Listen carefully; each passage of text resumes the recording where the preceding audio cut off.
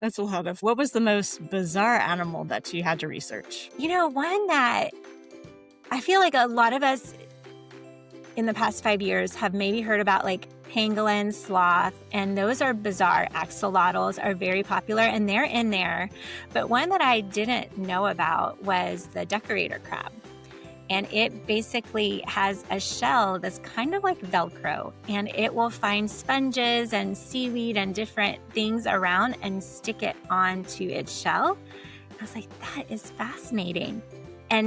But it's doing that to camouflage. And so I make the point in the devotion, like Jesus definitely doesn't tell us to like hide our faith or anything like that. So how does this relate? And so I related it to where it says, clothe yourself in humility and compassion and kindness. So we can be like the decorator crab by, clothing ourselves in all of these virtues, but not taking credit for them and having that humility where we're kind of like hiding behind the cross and saying like, it's Jesus in my life that is, allowing all of these good things to come through me. And so that is kind of like the analogy we used for that one. But that was an animal that I even learned that because each devotion has a fun fact that's just kind of not related to the analogy, just another fun fact about the animal. And I probably could have done 5 fun facts for each one.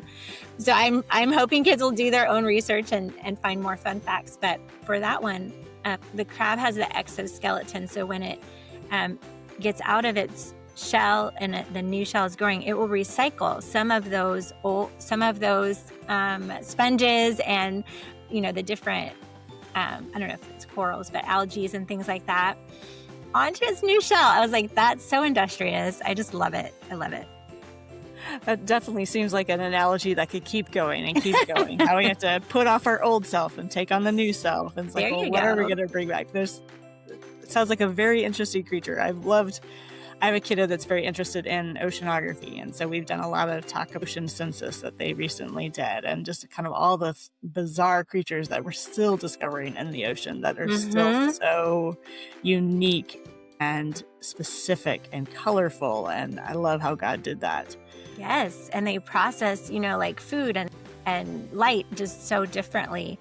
Yes, and so I did include like some bioluminescent animals, and I just love all of the things we're learning about science. But like I said, I did try to include things that were like, well, we've learned this for sure, not like it's versioning information.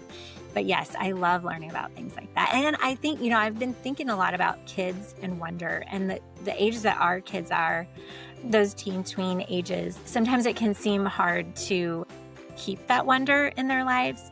So they seem to be like almost too cool for school. But things like this book and things like getting out in nature, or even doing things together, or even reading biographies, anything we can do as parents and caregivers and teachers to spark that wonder in kids is going to help us, stay closer as a family or classroom, and also help point them to God. Because when we keep that wonder and we keep that perspective of like all God has done, all He's created, it just makes it easier to get to stay open to like what God has for us.